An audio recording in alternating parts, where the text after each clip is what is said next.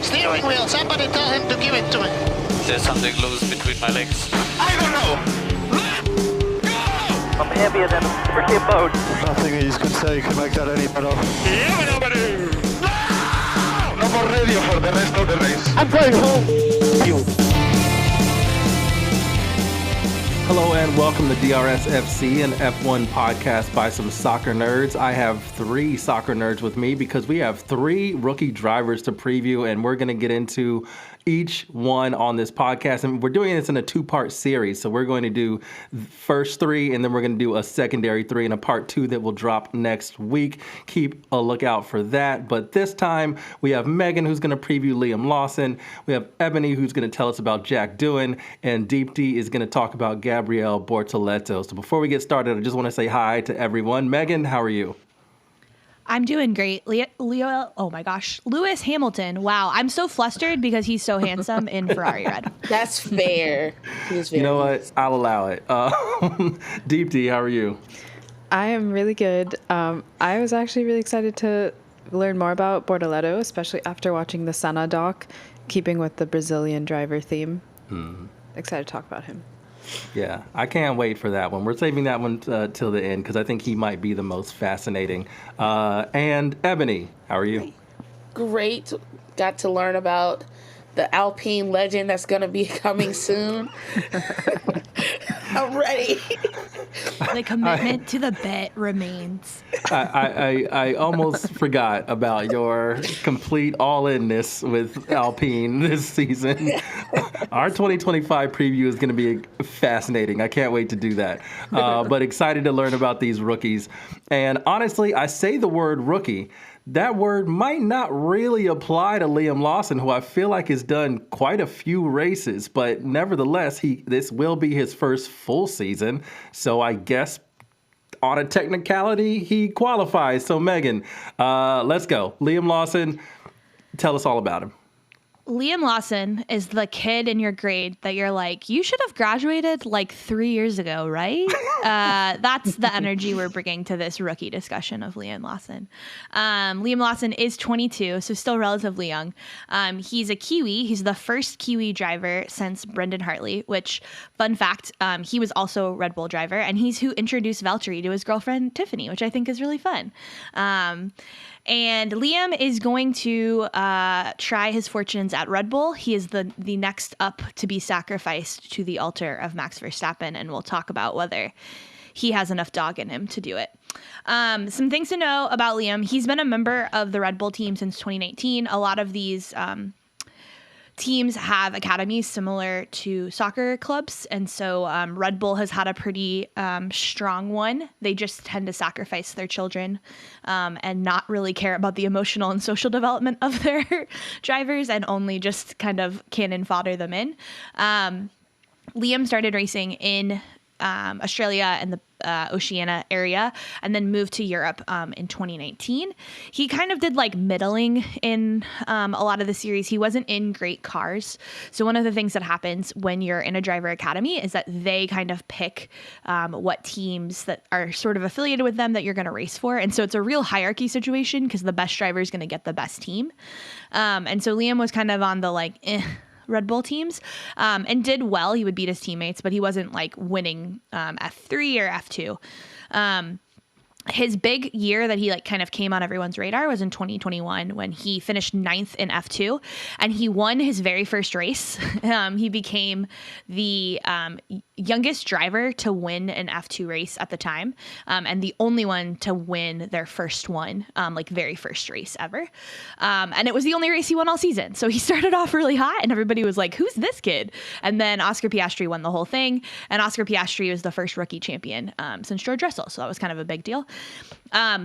In F2, they often will go also race other series if they're not like the backup driver for F1 or a testing driver for F1. So Liam went to race for DTM, which I'm so sorry to any German-speaking listeners. I'm about to butcher the hell out of this name. Deutschland Torwagen Master, which is like the big sports car racing in Germany. Liam was also famous because he was Alex Albon's teammate this season when Alex got demoted from Red Bull. So they didn't have a spot spot for Alex. He was a reserve driver, and Red Bull needed something for Alex to do to like keep up the racing. And so they sent him with Liam to be the island of misfit toys in Germany. But actually, it was really exciting. And if you go on YouTube, they have like a series that was originally supposed to be about Alex, I think, but really ended up being about Liam, because Liam killed it. He was racing in a Red Bull sponsored Ferrari, because Red Bull didn't at the time, I don't know if they do now, have any sports cars that they were using there. So he was racing for in a Ferrari, and he won the opening race. He was the youngest race winner there as well. And in what is like truly a chaotic experience, he was leading. Went into the final race, he was leading, and the third place driver deliberately crashed into him. And like when you watch the footage, it is so clear this dude deliberately crashed into him and was just like, F it, if I can't win, this guy doesn't get to win either. Liam battled back and then ended up getting second place when Mercedes pulled team orders to deny Liam his championship. And so, you know, what we kind of know about Liam in F1 is that he's got some dog in him and that he's like a little aggressive on the comms, but he came by it honestly because this dude was getting bullied in DTM. Nobody liked him and he was cocky as hell. I just highly recommend the little like mini doc that Red Bull did, because you see him and he's like, people are ganging up on me. Like they want to deny me this championship. And Alex Albon's just over there like, this is nothing compared to Max Verstappen, you sweet summer child. And so in 2022, he went back to racing in F2. He was teammates with old F1 friend Logan Sargent. He finished third. He got 4 wins. He's 6 podiums. He's kind of seen as like on the Red Bull scene, but not the next thing. At that point, Yuki was the next thing. And so he becomes the designated reserve test driver for AlphaTauri. In an interesting twist, the other driver that was kind of seen as the next big thing in Red Bull was this guy named Yuri Vips, which I just like, as a side note, this guy's about to make a really stupid choice and we do not revere it, but that is a badass name. Like Yuri Vips is the like super villain in an F1 movie. But Yuri was an idiot and a racist, and on a Twitch live stream with a bunch of other drivers, including Liam, he said the N-word slur during a live stream that was going out over the internet. Immediately got clipped, and Christian Horner confirmed that Lawson had been promoted to replace Yuri as the Red Bull Racing reserve driver. So now he was not only AlphaTauri's, which is now VCARB for those of you following along at home, but now he was also Red Bulls. And so bring us forward to 2023. Daniel Ricciardo comes back into AlphaTauri over Nick DeVries. And that was because they said, oh, we don't want Liam Lawson to join midseason, which is a little funny for later reasons. Daniel breaks his hand and Liam Lawson sucks in for the Dutch Grand Prix. He finishes higher than Yuki, proceeds to have like a pretty good series of races. Everybody's kind of like, hey, who's this guy that's beating Yuki at things, and keeps qualifying well. The highlight was the Singapore GP where he qualified 10th and knocked out Max, which was like a huge deal. And then he fought Alex Albon for 9th place. So he clearly wasn't precious about other Red Bull drivers, which for non-Red Bull fans was kind of cool to see like somebody take it to Max. Alex Albon is beloved by a lot of non-Red Bull drivers because I think they see him as kind of like a sweet boy. And so I think people were a little sad about that, but him going at Max, they were pretty excited about. And then he returned to the reserve role and was kind of seen as like the next person in the Red Bull system. He got a lot of like points for having gumption and like taking advantage of having that chance. Flash forward to 2024. Ricciardo has a bad season, and what do they say? Oh, joining midseason's not that hard. You can just do it. Go ahead, Liam Lawson. Just join. He had some good races and some interesting races. His first race was at the USGP. He started 19th after engine penalties, and he finished 9th ahead of Yuki, which kind of started the discussion of should Yuki get a hypothetical Red Bull spot when Sergio goes to do some BTB marketing, or should Liam Lawson kind of ascend? Famously flipped off Sergio during the Mexican GP, making him the number one enemy of the Mexican fan base. He finished 16th ahead of Sergio. So that's not great, but you were ahead of Sergio. And then in the very kooky Sao Paulo GP, he finished qualified 5th and finished 9th, which was like his best season results. And they just announced that he's getting promoted to Red Bull over Yuki. You can have a lot of feelings about that. There's a lot of allegations of racism in the way that people look at Yuki and say that his outbursts on the radio or the passion that he has are considered immature or like a reflection of Yuki not being a good driver. Whereas Liam Lawson gets praised for that kind of stuff. He famously had a rap rock song is the best way I can describe it about him being wild. And so like there are definitely things you can point to that maybe he does not deserve this chance at Red Bull. But he's super aggressive. He's very cheeky. He is definitely a product of the Red Bull system. He is, in my opinion, the like most aggressive driver since Max Verstappen to come through that system. Everybody else has been kind of a little more quiet, and Liam Lawson, just like absolutely does not GAF. And he was used by Red Bull for a long time for media. So it seems like he's really liked by Horner for like taking one for the team. Fun fact about him is that he's a massive Cars the franchise, like the movie franchise fan, and loves Lightning McQueen, like posts pictures on Instagram of him seeing the Lightning McQueen car at Disney World quite a bit, and has Crocs with Lightning McQueen on them, which is just like, yeah, he's 22. That's probably like a formative movie for him. Yeah, which as like just a fun little side tangent for those of you who are maybe a little older and didn't see the Cars movie, you should go back and look up Cars movie F1 cameos. Lewis Hamilton, Seb Vettel, Michael Schumacher, Fernando, they're all in it in their respective countries as like the F1 world champion, which is very fun. Okay, expectations and kind of like open to the group to talk about it. He's next to Max and he has experience, which means it makes it more fun than Sergio.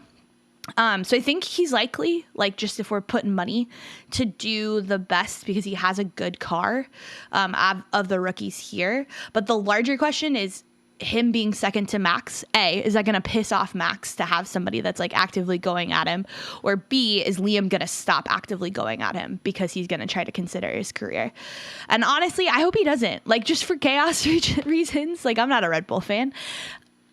You know, it'd be fun to have Max kind of back on his toes. And to be honest, Red Bull is very precious about Max, and clearly he's a good driver. But Max is not going to race forever. And if you want this next generation to come up, you got to stop being precious and let people come at him.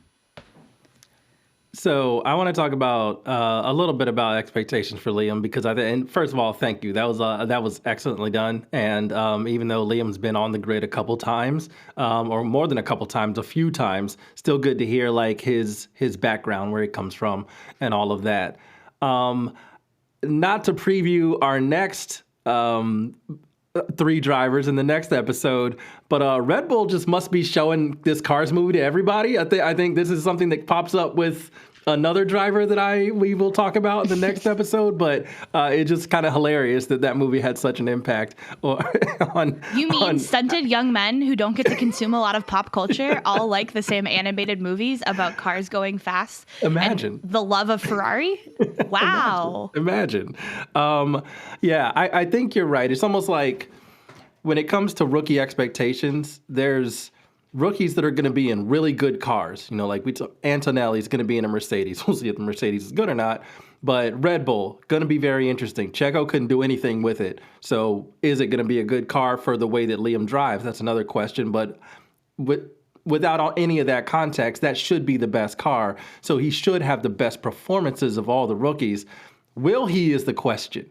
And I think him being such an aggressive driver next to Max is going to be interesting because if they're kind of close together on track, what happens? Liam doesn't seem to have a whole lot of back down. And I know that Red Bull really preaches fealty to Max, but like you said, Max might not be around for a while. He's going to be a dad soon. He's always talked about retiring early.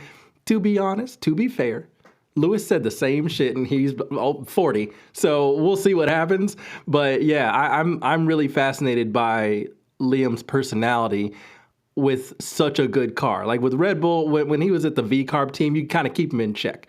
You know, he's battling with Checo back there. He's battling with Yuki. Okay, whatever. He's gonna be, if he starts doing that with Max, fascinating. And that's the big question, right? Is Red Bull going to handicap him in a certain way and start making it clear they want him to play team orders? It's also fascinating because Red Bull haven't had two people fighting in cars since Daniel Ricciardo in 2018. And so they've been pretty content to try to win constructors as well. And so if they start fighting, do they lose that ground to what we assume would be McLaren and Ferrari? See, I know he's a good driver, but when it comes time to show his dog factor, it drops significantly, especially against like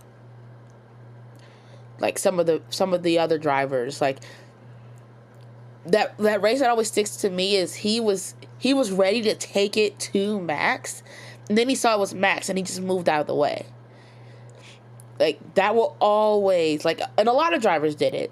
Well, I don't know why. We call that nailing the audition. I think is what we call that. Because honestly, he he flicked off Checo, and he beefed with Fernando Alonso. So it seems like is that going to be the thing where he's going to beef with other drivers when it comes to Max, red carpet time? You know what I mean? Right.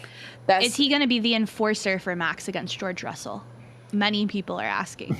I mean, yes, because he shows that he'll do it to anybody else. But I'm like, dude, he's right there. If you want that number one seat when he retires, you're gonna have to go at him. Nobody wants to do that right now. The wild part to me is that the logic in these drivers' heads must be, I know I'm not good enough long term, so I'm going to play the team game. Because Red Bull would have absolutely no loyalty if somebody started showing they were really good. Like, they loved Daniel Ricciardo. They wanted to get him a world championship. And then Max started showing he was really good, and they were just like, whatever. So, I don't think Liam Lawson is that, but it is wild to me that these guys who have to have insane levels of confidence, none of them have seemed to really back themselves in that way. I think Liam Lawson is a lot of bark and not as much bite. And I don't think that doesn't mean that he can't bite, I guess, in this analogy, but I just don't think he's good enough to really consistently do it. No, that's completely fair. And again, I think we've seen him enough on track to kind of know what to expect. It will be interesting to see how he copes with that car. I think, especially to me, his it's funny. I don't think his comparison, who he's going to be compared against, is actually going to be on the grid. It's really going to be nobody on the grid. It's just going to be Checo from this year. Can you help Red Bull in the Constructors' Championship or not? Can you score points? Can you finish in top 10? Can you not be back there with a car that Max is putting on pole position and winning races, and you're out of the points? Can you stop that from happening? Is kind of going to be, I think, his bar. And then, of course, they will compare internally. Red Bull compare him and Max, but it's not really going to matter because until Max is gone, Max is always going to be number one. So, all right, let's take a quick break and let's have Eboni tell us all about the best team in 2025, according to Eboni, Alpine, and the best rookie who's clearly going to help Alpine achieve all of their dreams, Jack Doohan. So I'm so ready for this.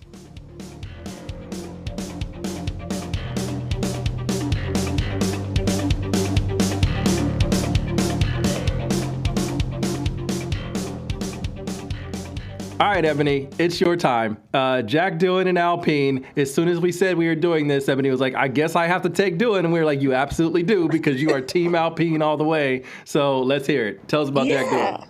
I mean, hey, Team Alpine, what can I say? They've got a really, really great rookie on their hands. Jack Doohan from Australia. Look, I don't know how the French and the Australians will work together, but we're gonna make it. We're gonna see it. We're gonna see it, and it's gonna be beautiful. Okay, I'm just gonna throw that out there. So, Jack Doohan, the son of 5-time Grand Prix champion Mick Doohan. I didn't know that before this, mainly because this was my first introduction. But that was really cool for me. So he's had a very, very long career.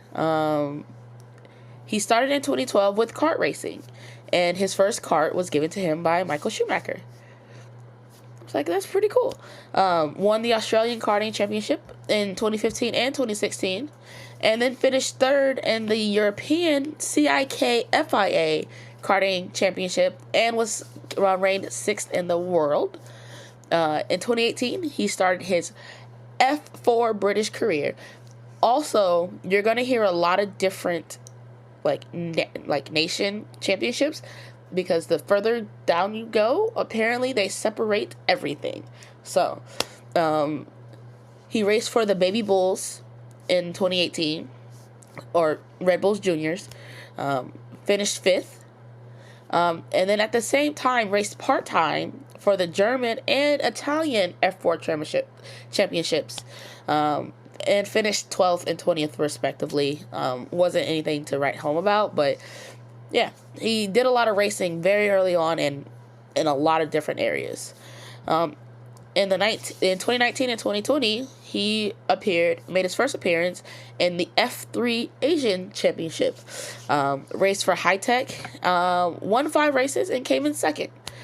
And then for both 2019 and 2020, he also, at the same time, raced for Euro Formula Open, which is a European one. Didn't have the best season there, finished 11th. And that's going to be the story for the next 4 years of his racing. Didn't have great starts, or he would start the weekend well and then just lose it by the time racing started. So in 2020, he started his Formula 3 career, raced with HWA Race Lab, didn't have any podiums in that year, finished 11th, his highest finish all season for any race was 11th, and he ranked 26th overall for all drivers. So like I said, not a good start. Then he moved on to F2 in 2021 and 2022. Switched to Trident, which, wild, and raced alongside Clement Novak and David Schumacher, son of Michael Schumacher. Also another season to forget. A lot of penalties, a lot of not following the rules, a lot of crashes, and it wasn't a season to remember for him. He also did a year of VP Motorsports. Again, wasn't a good season for him there. Didn't really do anything. So then in 2022, he continued that racing, partnering with Bertuzzi. Another season to forget. He would start again the weekend strong and falter by the time of the race. There was one race where he didn't even make it around the full lap because he hit a wet spot and his race was done. So he really didn't do much, but he did finish 6th overall. I don't know if that says more about him being able to overcome or the lack of racing experience of everyone else that was racing, but yeah, finished 6th. Came into 2023, continuing his partnership with Bertuzzi. This was considered his glow-up season. This is what put him on the map for racing, in terms of like with F1. As you'll see, after the 2020 race, he finished 1st in Hungary. He climbed back in Spa and went from 11th to 5th. He had pole in Yas, and he finished 3rd on the season. And that is when he made it known that he wanted to race in F1. So he set himself up for that type of success. And then we move on to his F1 career. So, like you said, he started with the Baby Bulls, or Red Bulls Juniors. Left them in 2021 to sign with the Alpine Reserves in 2022. And then was announced that he was going to be the reserve and test driver in 2023. He got to race his first race at Monza. And then in 2024, it was announced that he was replacing Ocon in 2025. But he got to start his career early because Ocon withdrew late from Abu Dhabi, and he made his debut there as the full-time driver. That's his career. It was a little interesting because I thought I was seeing shades of like some of these older drivers that like they just want to prove themselves. Kind of like, I don't want to say it was kind of like what happened at Ferrari towards the end, where it was just, he was just doing whatever he wanted because he was like, what are you going to do, fire me? And yeah, he's a very strong-headed driver, but he makes a lot of mistakes, which as a rookie coming into 2025, you kind of expect. But with the type of influences he had around him with Michael Schumacher and his dad, Mick, I was very worried. And as someone that's an Alpine enthusiast coming in, I hope that he shakes those jitters to be a really, really, really good driver. At least better than Mercedes. That is my one caveat. I don't even to be the best. I see him to be better than Mercedes. On the plus side, he seems like he has incredible vibes, right? Like He does. everybody seems to really like him. If you're not going to be super good, at least Fight for something. Yeah, fight for something. And that's kind of like what he did in his early 2020, 2021, 2022s. He fought for something. But he's also just like sporadic. Like there's no real way to know which Doohan we're getting that day, which is kind of concerning. But I don't need him to be the best, just better than Mercedes. I love the better than Mercedes caveat. That's all I need. I gotta be Kyle. I gotta be honest. When you were going through his career, his racing career, there was a whole lot of nothing to write home about, and then it was like now he's in F1, and I'm like, oh, this could be weird. And like you mentioned, Colapinto is right there now. Yeah. Like, I forgot to mention that. So yes, there was like already before he even signs the he gets the full contract experience, where it's like he signs a contract, but they're already trying to get rid of him for Colapinto. And Colapinto just signed as the reserve for 2025 for Alpine. So they were already like, maybe not. And I'm like, he had one race. You didn't even give him a chance. But that's F1 contract for you. What was it? Friday after next when it was Pinky when he says basically Alpine's like crash that car one time, crash that car, you will be gone. It's almost like I do not see him ending the season on the grid. Like of all the rookies, I think so many of the others have support, have some patience. Like it would take a lot. I don't see Jack Doohan keeping that spot, especially with Colapinto ready to go. Mm-hmm. Yeah. So after I did I was doing a lot of reading, and I was like, this actually doesn't work out well for me in terms of my Alpine greatness theory. But I'm gonna stick with it because I started the rumor. And maybe you're going to give him the confidence boost he needs. He just needed one person in his corner. Right. Just send him this podcast and be like, hey, I believe in you. If nobody else believes in you, I believe in you. If there's one Jack Doohan fan, it's because I'm still alive. It's Mick and Ebony. The Doohan is in Doohan's corner. That's it. I mean, is that all we need? That's all we need. I am kind of concerned. He doesn't have. He's not disciplined, which is a lot to ask for a rookie. But a rookie with that type of lineup, like career, it's almost like a Liam career, but like with less awards. Like you've been in here for a very long time. You don't have the 3 years of racing, and now you're technically a rookie. But you've seen it. You've been at those tracks. You know what it takes. And I'm worried that it's all gonna hit him like at once, and then he's gonna crash, and then they're gonna be like, Colapinto, I knew it was you all along. And I'll be like, oh, sadness. But Alpine's still beating Mercedes. People say our generation can't commit to anything, but I just want to say Ebony doing a generational commitment to Jack Doohan and just standing on business, even when facts are trying to tell us her feelings aren't right. Look, in honor of Valentine's Day, I want to highlight Ebony. Alpine wins. I'm getting a tattoo right here. The first podium. Wow. Oh, you heard it here first, folks. Right there. Wow. Right okay, there. now I'm an Alpine fan because I really need you to have Alpine tattoo. Alpine tattoo. That would be amazing. Okay, I want to say one thing. You said, Jack Doohan is kind of volatile. You don't know which Jack Doohan you're gonna get. But isn't that the same with Colapinto? Like, how are they gonna decide who? Like, even he's like that. And so I think I don't it would know, be And the funny. I wish vibes they are could better just- with Jack because Calipinto is kind of a like spicy pepper. And we love that as people who consume the sport. But if I am, the person in charge of making sure the drivers don't crash the car and yell at me, I don't love that. Exactly. But see, that's the thing. They were just so enamored with that, like that run of just like, oh, he didn't crash a car and he like was somewhat good, and then all of a sudden he crashed every weekend, and you're just like, oh, okay. You're like, yeah, wait. But we still want him because he was the star, and I'm like, but They see the potential, Ebony. They see this like. isn't that what Jack is? Is that not Yeah. what? I Well, guess I don't know. Maybe We'll it's see.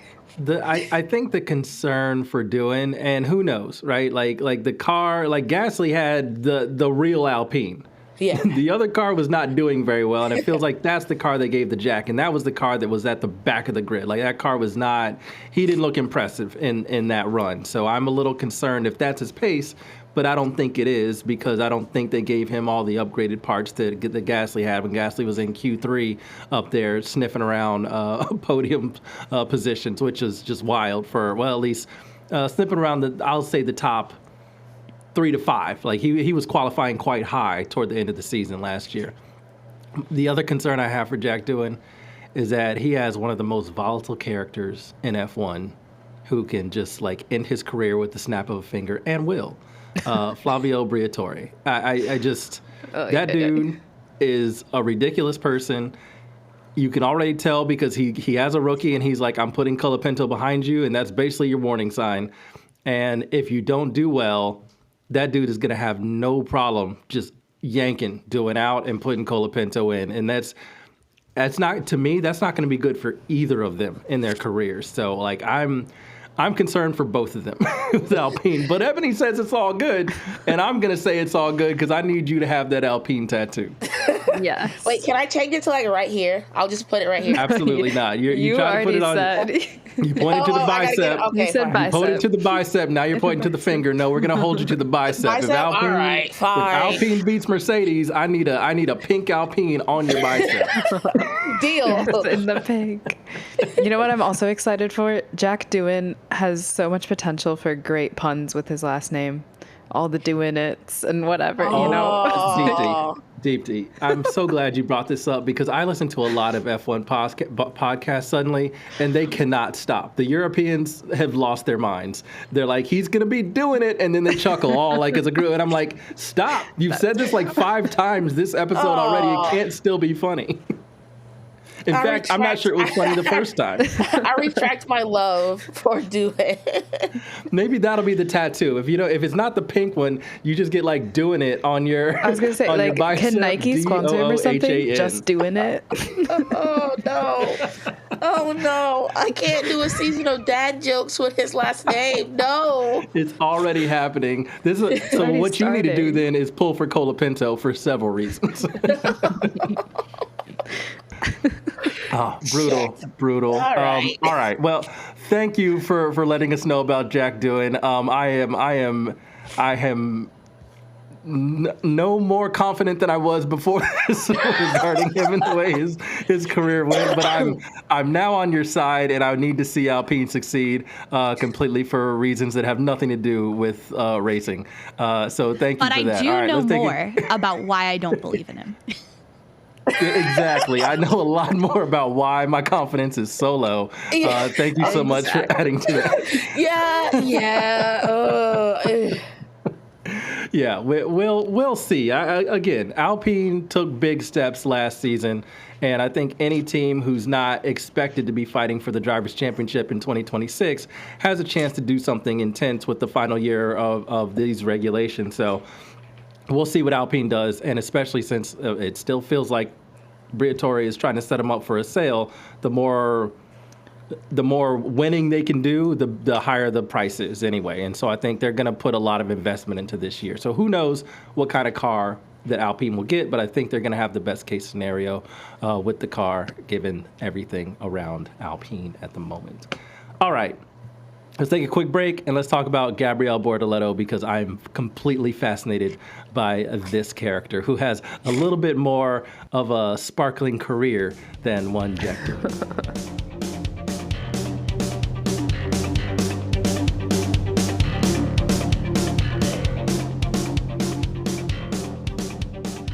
Our last rookie to preview, probably the most intriguing rookie because we haven't seen him much at all on the grid or even in practice or anything, but has a very, very good F2 career. I do know that, and I'm very excited to learn about Gabriel Bortoleto. So tell the people about Bortoleto. Yes, so we have Gabriel Lorenzo Bortoleto Oliveira, otherwise known as Gabriel Bortoleto, otherwise known as BB. Yeah, the full government name had to go there. But nicknamed BB by many of his friends. I love that. He is 20 years old, so he's quite young. He's from Brazil, as we had said. He will be driving for Kick Sauber 2025 on a multi-year deal, and they will be acquired by Audi come 2026. So Sauber/Audi is his team. He was born and raised in Sao Paulo, Brazil in 2004, to make you guys feel old, unless you're as old as him or younger than him. But I feel very old knowing that he's 2004 born and he is a professional F1 driver now. He actually comes from a family that is very into like the go-karting scene. His father is, or like car racing scene, I should say. His father is the CEO and co-owner of Stock Car Pro Series in Brazil. And his father also founded a company that is like an internet service provider and recently merged with another provider and became one of the biggest internet service providers in Brazil with like a $2 billion revenue kind of thing. So he comes from money. He is, part of a racing family. And because of that, he was very much supported by his parents and able to start competing in competitive karting at age 7. And then shortly after moved to Europe at age 11 to continue and pursue his racing career.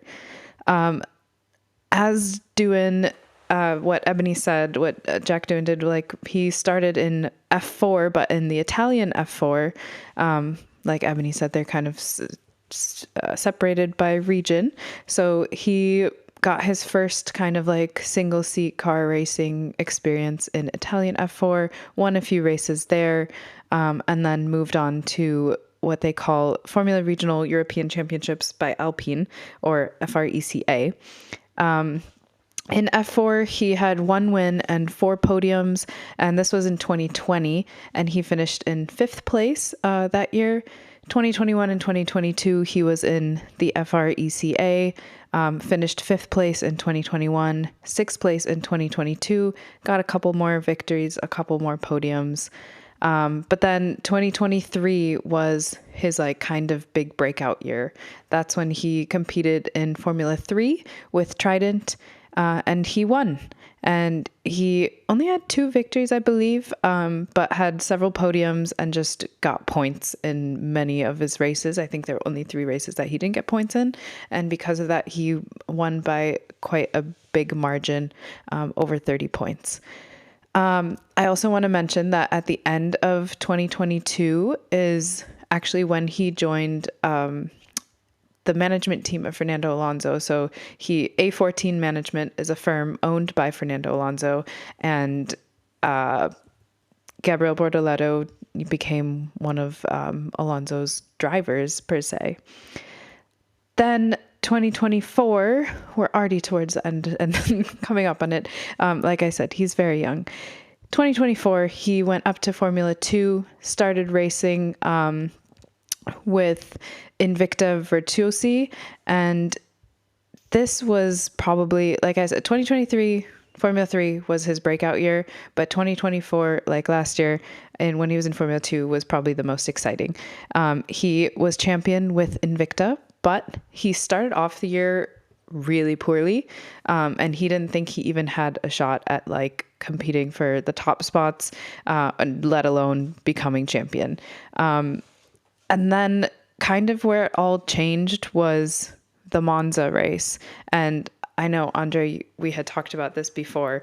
This was probably one of the like highlights of the year in racing, because this was the first time that any driver in Formula 2 or Formula 1 has won a race from last place on the grid. And so Bortoleto started P22 after a series of unfortunate events in qualifying and everything. And ended up winning. There was, I believe, just one safety car. It's not even that he had like a lot of help and good luck with him, but yeah, it was just good racing. Went from P22 to P1, and that closed the gap significantly on Isaac Hajar, who will be featured in our next rookie season. And after that, he was back in contention for the championship. The following race, he ended up getting more points than Hajar, and so he went ahead in the championship race, and then he finally won it at the last race of the season. So that was exciting. Because of that, he also got Rookie of the Year in F2 and won the Antoine Hubert Award. And if you remember, Antoine Hubert was unfortunately one of the drivers who lost his life during a race one season. So they have this award for like the best rookie of that season in his honor. I thought it was really funny also when I was researching that when they're talking about him being managed by Fernando Alonso's firm, the article had to mention that, number one, he's the first driver on the grid who is managed by Fernando Alonso and also by another driver on the firm or on the grid. But Bortoleto was born 3 years after Fernando Alonso made his F1 debut. My God. All right, that's the second time you have made me feel really old in this portion. I would like to die. Give me a gun. Sorry. Yes, if I had to read that, you had to hear it too. Oh, God. But like I said, he is now ready to join Sauber. If you remember the character Mattia Binotto, he is back as the Sauber COO and Audi person, and he wanted Bortoleto for a long time. He's a big fan of Bortoleto, and actually Max Verstappen and Oscar Piastri both endorsed Bortoleto. Oscar even said that he didn't want Gabriel to have the same experience that Oscar did, in that Oscar didn't get a seat immediately in F1 after Oscar won F2, and he didn't like that. He said, no, like there should be an immediate jump. He's driving well, let him get this experience and drive. So I'm not sure how much of a say Oscar's like endorsement or how big it was or how much of a factor it played, but I'm sure it was a bit. Bortoleto is going to be the first full-time Brazilian driver since Felipe Massa, when that was in 2017. Excuse me, Lewis Hamilton is right there. Sorry. Oh, I'm For so those of sorry. you that don't know, he got Brazilian citizenship. You're so right.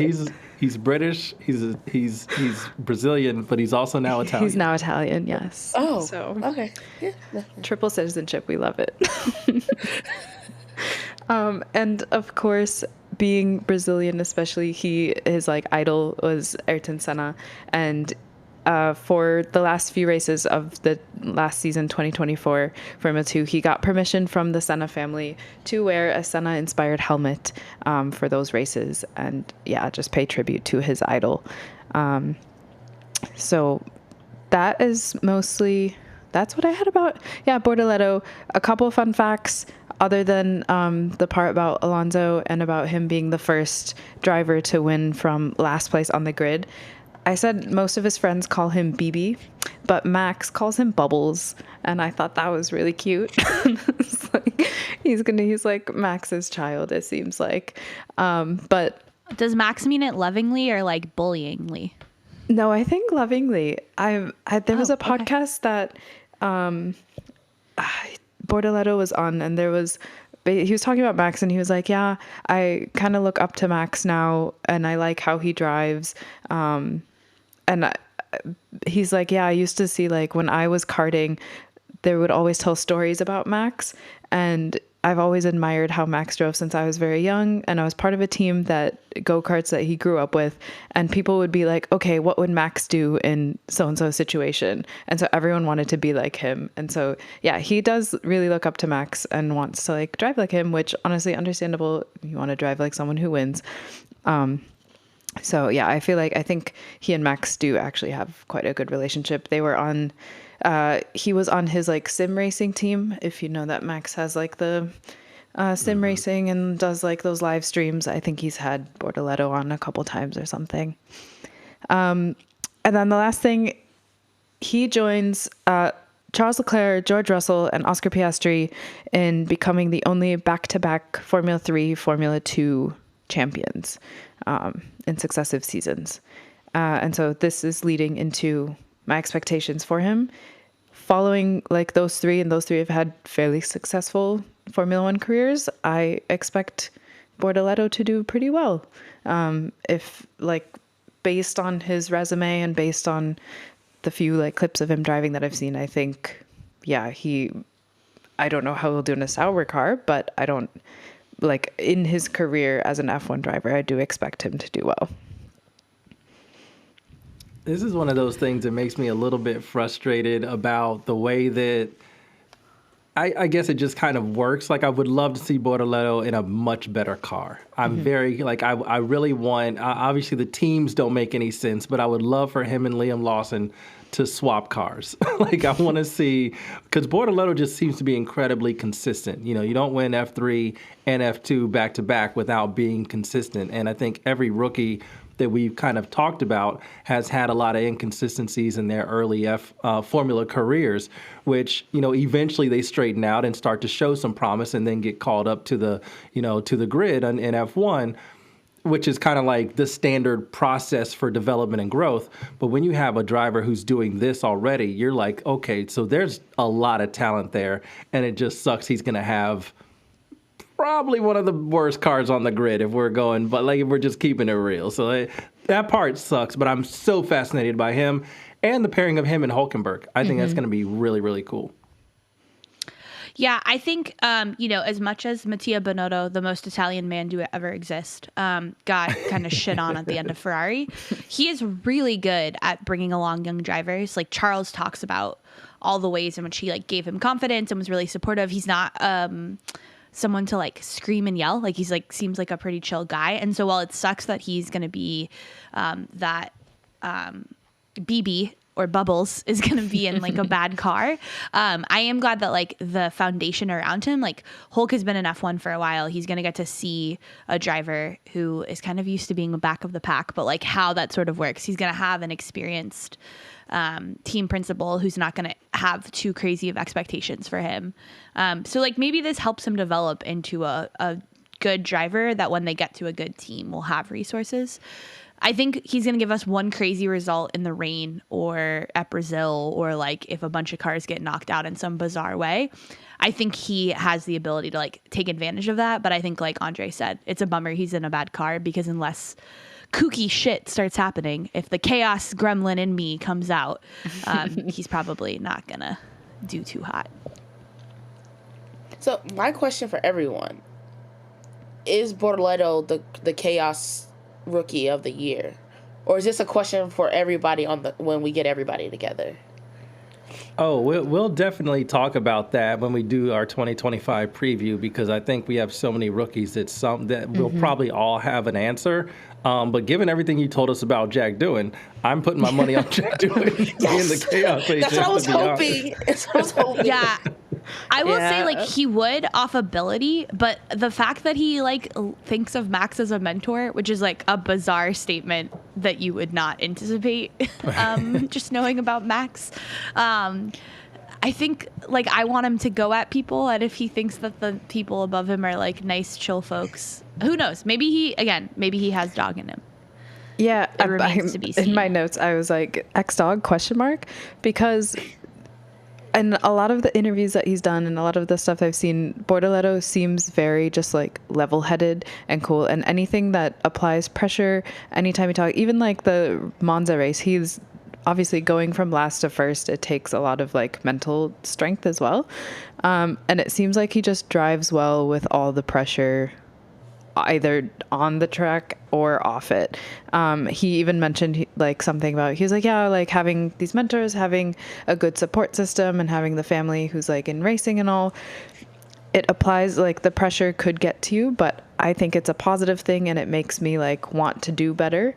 And even towards the end of last season, when they were still in talks, like he wasn't sure if he was gonna be in F1 or if he would have to race another in F2, he knew those were happening, those talks, and he said, yeah, I knew I had to like perform, and so those last 3 races I made sure I performed like the best I could in order for them to like want to sign me, kind of thing.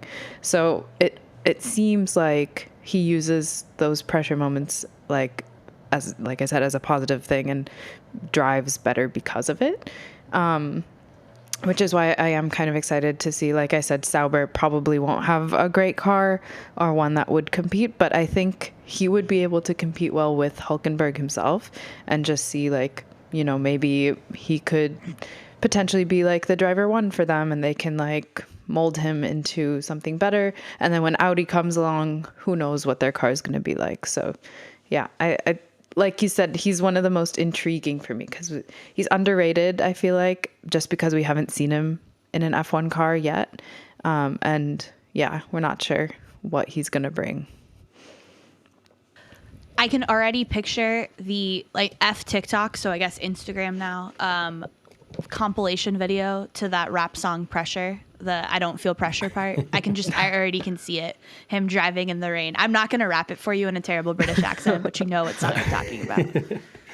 No, I think this is like the quiet confident thing, and quiet confidence and consistency, I think are really, really, really important keys in some of the most ruthless drivers that we have. Like Oscar Piastri has that. He's really chill. He's really funny outside of the car. In the car, he's quiet, he's confident, and he can be consistent. He was a lot more consistent later in the season.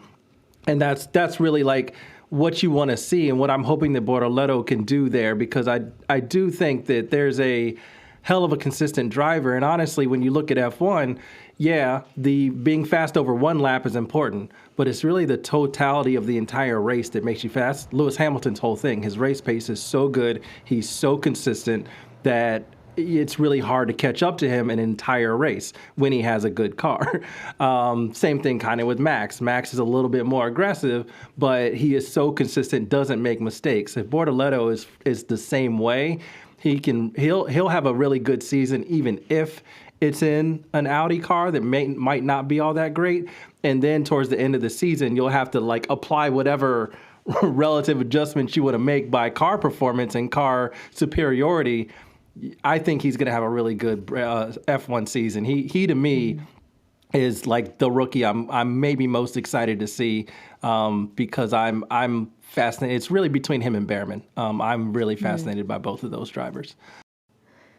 I did want to say one thing that I did forget to mention, that about Bortoleto as well. He had actually joined the McLaren driver development program after winning Formula 3, but because Oscar and Lando are both there for long term, they were like, yeah, Sauber, go ahead and take him. You know, we're happy with our drivers, but we're happy to have him get more just race support and more experience in an F1 car. So who knows, maybe he's like gearing up to go back to McLaren sometime in the future. But I did, before we wrap up, I wanted to ask you one question based on what you said, André. How do you even match like and compare drivers in poorer cars? Like, how will you know if, let's say, Bortoleto is actually doing well in a car that may, like, Sauber didn't score any points until like Zhou scored like at the very end or something. And so how do you know if he is actually driving well, or if it's like the car's fault, or what? You know, it's hard to say when you're consistently near the bottom. Yeah, it's almost an impossible thing to do. It's kind of for like the F1 journalists and people who are more like that can get like read the telemetry and all that stuff to maybe try and figure out and parse through and tell us. But I think for people who don't have all of that, which I certainly don't have all of that, even if I did, I wouldn't know what the hell I'm looking at. But I think it's like Hülkenberg's a very fast driver. We saw him in the Haas, being in Q3s often with the Haas last season. We know he's a very capable driver when he gives very good feedback about that car. They were able to make that Haas car better. So ideally, what you're going to get is a team that Hülkenberg is not really like in the ruthless part of his career, where he's not going to want to he's going to want to protect everything from the rookie and make sure he's beating him. Like Hülkenberg's like, I'm already established enough. Would be nice if he could win a race every now and then, you know, get his first. That'd be great. But I think you compare him to Hülkenberg. What can Hülkenberg do in qualifying and in the race? I think that's what you're going to have to look at. And then throughout the course of the season, kind of like soccer, I'm hoping that we have like expected podiums or expected finishes or something that comes along and gives us that kind of data, because I think like how do you compare strikers? It's really hard. But if you look at expected goals per 90, especially if you filter them that way, you get to see, you flatten things out a little bit more. You see how many shots they're taking, the types of shots they're taking. And I would like to see a little bit more of that, maybe data coming and comparing drivers, because it would be helpful to see. And also be really cool to analyze like how well somebody's doing, even if the car isn't capable of finishing like top 5, top 8, top 10 even. So yeah, it's going to be tough, but I think Hülkenberg will be the immediate measuring stick. I'm workshopping my new analysis. It's called the DIT number, that dog in them number, and we'll report back. Your DIT versus X dog, is that you're going after the X dog quotient? X dog, right. X dog is really good. I gotta say, the DIT number doesn't flow off the tongue as well. The X dog. DIT doesn't sound like it has a lot of dog in it, if I'm being honest. But I support you. DIT is for the nerds playing F1 simulator, F1 like team principal simulator. It's the real nerd heads know. There Also, I hate how much money Red Bull has, because why the freak do they have all of the drivers in their reserve for at least one point in their career? So fucking stupid. Well, it's also because they have 2 teams, so they can promise like, hey, we can get you on the grid, and therefore drivers sign up, which is a smart thing for them to do. You got 4 cars, well, technically 3 cars, because one, it's not going to ever get released until Max goes. But like, yeah, it's smart by them, but it's also probably shouldn't be legal. That's a conversation for another day. Thank you very much, Megan. Thank you very much, Eboni. Thank you very much, Deepti, for this. This was excellent. I'm really excited for all the rookies on the grid, even Jack Doohan. And so we will be back with more rookies next week. Especially Jack Doohan. Especially Jack Doohan. We'll be back with another 3. We have Kimi Antonelli. We have Isaac Hadjar, and we have Ollie Behrman coming up next week, so be prepared for those. And then, of course, we got more episodes coming as we build up to the 2025 season, including our 2025 season preview. I'm pretty sure we're just going to have to, because all of us are giddy in the group chat, we're just going to have like a Lewis Hamilton's at Ferrari podcast where we just scream for about 45 minutes, and then we'll call that an episode. So we'll do a lot of things in between now and then. But to learn the Italian anthem, all that, Yeah, I know. We're going to be super busy learning Italian. It's going to be a lot. But thank y'all again. We'll be back. Listen to part 2 of this as well. Vroom, vroom. Vroom, vroom. Vroom, vroom.